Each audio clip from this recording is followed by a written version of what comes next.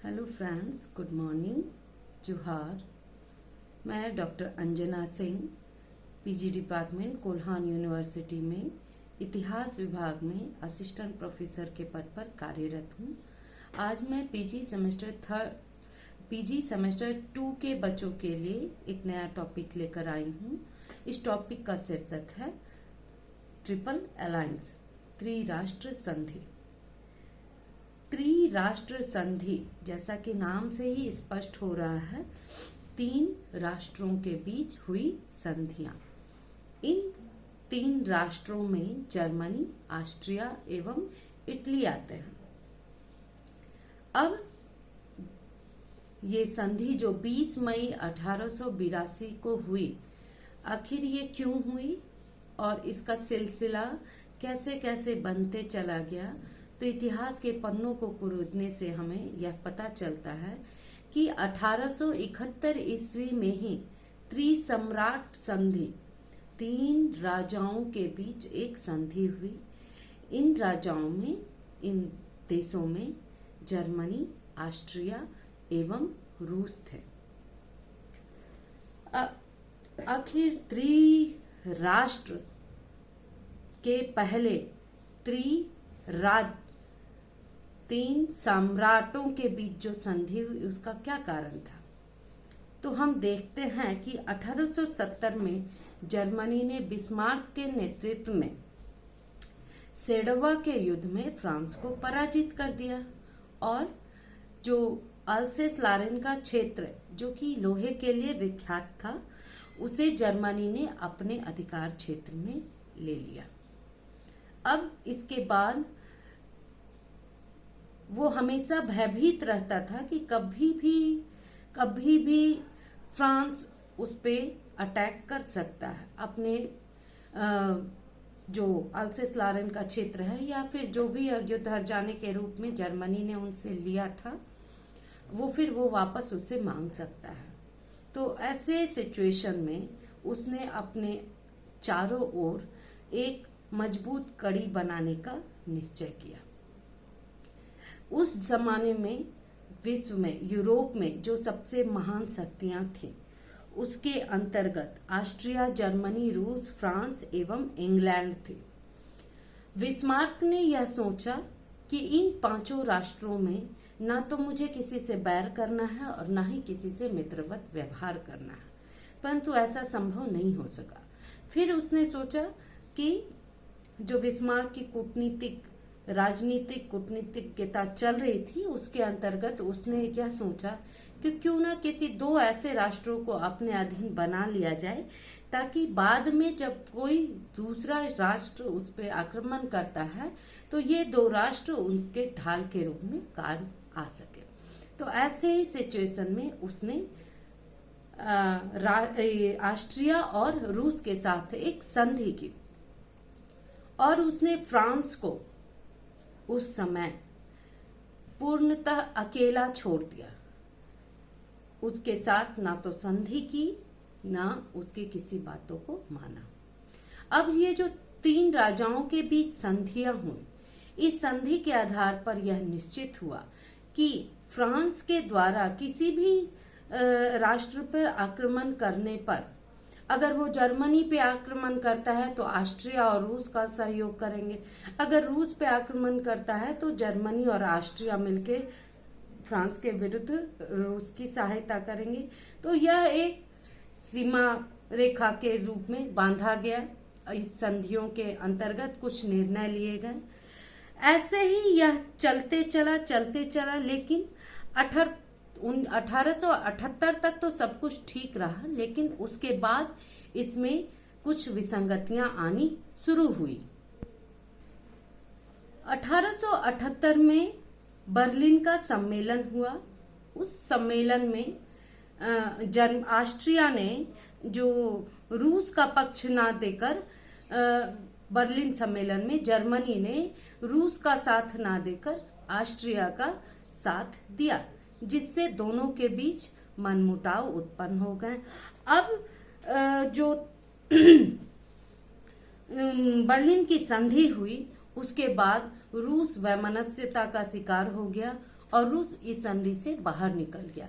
अब इसके बीच द्विराष्ट्र संधि 1879 में 1879 में द्विराष्ट्र संधि हुई, जिसमें जर्मनी एवं ऑस्ट्रिया ने शामिल होना स्वीकृत किया और इन्होंने इसके अंतर्गत कहा, इस संधि के अंतर्गत यह निर्णय लिए गए कि जो रूस अगर हमारे ऊपर आक्रमण करता है तो हम लोग दोनों मिलकर उसका सामना करेंगे। इसके अलावा साम्यवादी विचारधाराओं का पूर्णतः हम लोग नाश करने की कोशिश करेंगे।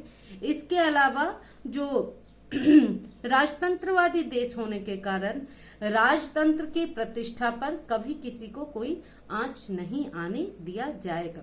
78 तक सब कुछ सही रहा, लेकिन 78 में फिर से जर्मनी ने एक नई संधि की और जिसे पुनराश्वासन संधि, री इंश्योरेंस ट्रीटी कहा जाता है। इस संधि में बिस्मार्क द्वारा कहा गया कि नई बोतल में पुरानी शराब, ओल्ड वाइन इन न्यू बोतल, इस संधि को ओल्ड वाइन इन न्यू बोतल बतलाया गया। इस संधि के जो निर्णय थे वो पहले के द्वारा जो लिए गए थे वैसे ही थे। इस संधि की जो अवधि थी वह 3 वर्ष निर्धारित की गई। इस संधि में यह फिर कहा गया था कि जो तीनों राष्ट्र फिर से जो ऑस्ट्रिया, रूस एवं जर्मनी जो थे एकमत होकर टर्की साम्राज्य के संदर्भ में कोई निर्णय करेंगे और बर्लिन संधि के अनुसार ऑस्ट्रिया के हितों को भी रूस ने स्वीकार कर लिया। इन तीनों राष्ट्रों के साथ अगर किसी चौथे राष्ट्र के द्वारा आक्रमण किया जाता है तो ये तीनों राष्ट्र ही आपस में एक दूसरे का सहयोग करेंगे, सहायता करेंगे। इस प्रकार जर्मनी ने अभी तक पूरे यूरोप में फ्रांस को अकेला छोड़ने में कामयाबी प्राप्त की और इस संधि से सबसे अधिक अगर फायदा होता है तो वो होता है जर्मनी को। इस तरह से अगर हम देखते हैं तो यहाँ तक हमें समझ आता है कि जर्मनी, ऑस्ट्रिया और रूस जो कि पहले त्रिसम्राट संधि के रूप में थे, बाद में 78 में रूस की वैमनस्यता हो जाती है, अब यहाँ पर द्विराष्ट्र संबंध होता है। अब यहीं से 78 के बाद से ही नींव पड़ती है त्रिराष्ट्र संधि, जिसे हम ट्रिपल अलायंस, जर्मनी, ऑस्ट्रिया एवं इटली का जो संयोग होता है वो होता है। तो अभी तक हमने देखा कि जर्मनी, ऑस्ट्रिया एवं रूस था, रूस हट गया, अब जर्मनी एवं ऑस्ट्रिया सामने सामने थे, अब एक इटली जो नया देश प्रदेश था वो भी इसमें सामने आया। क्यों? आखिर क्यों? तो इसके भी कुछ रीजन थे।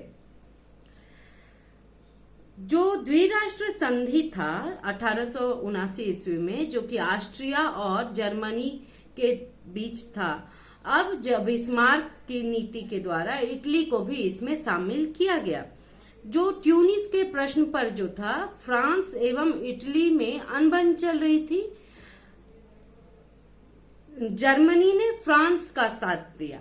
ट्यूनिस के प्रश्न पर जर्मनी ने फ्रांस का साथ दिया, जबकि यहाँ हम देख रहे हैं कि 1871 से ही जर्मनी की यह राजनीतिक कूटनीतिक विजय थी कि उसने फ्रांस को अकेला रखा था। लेकिन आज ऐसी क्या आवश्यकता पड़ गई कि उसने ट्यूनिस के प्रश्न पर फ्रांस का साथ दिया, जो कि वह जानता था कि फ्रांस हमारा प्रतिद्वंदी है, फिर भी उसने फ्रांस का साथ दिया और फ्रांस ने ट्यूनिस पर अब अधिकार कर लिया, जो कि ट्यूनिस जो था इटली के अंतर्गत आ रहा था। 1882 में इटली के सम्राट विक्टर इमानुएल ने वियना यात्रा की और इसी वियना यात्रा में उसने यह जर्मनी के साथ अपनी मन की भावना रखी कि वे ये दोनों राष्ट्रों में जो द्विराष्ट्र संधि चली आ रही है उसमें ये शामिल होना चाह रहे हैं। बिस्मार्क कि यह कूटनीतिक विजय थी और उसने त्रिराष्ट्र संधि की चाबी जो होती है, उसने त्रिराष्ट्र संधि की चाबी वियना यात्रा को ही कहा। और तभी से बिस्मार्क ने इटली को भी त्रिराष्ट्र, जो कि अभी तक ऑस्ट्रिया और जर्मनी का संबंध था, अब जर्मनी, ऑस्ट्रिया एवं इटली का संबंध बन गया। इन तीनों के बीच आपस में एक संधि हुई। लेकिन यहाँ बिस्मार्क ने एक ऑब्जेक्शन किया कि अगर आपको ये संधि करनी है तो आपको ऑस्ट्रिया से मैत्री करनी पड़ेगी।